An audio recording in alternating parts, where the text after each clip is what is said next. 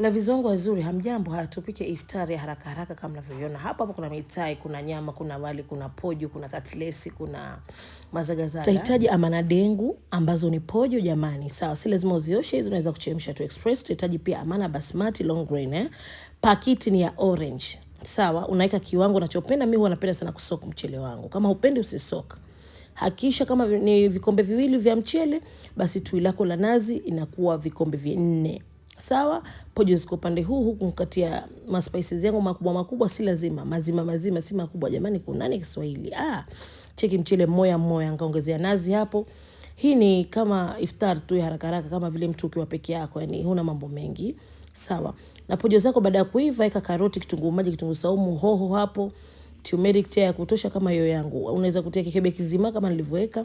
Tia na tui jepesi jamani, mate atoka. Tia na kidonge cha supu, changanya vizuri. Na watakia saumu njema, lakini vikisha tokota vizuri, vikishaanza kuiva kutoa harufu, unaweka na tui zito tayari kwa kusafu. Kama mnavyoona hapo kila kitu kiko ready. Niliweka na babenda mwisho, nikaweka na pilipili. Mchele ni moya. Basi Laviz wangu, kwa hii Ramadhani mushe hizo video na kukomenti jamani, mpate hizo thawabu. Manake mmezidi na napenda sana. Saumu makbul.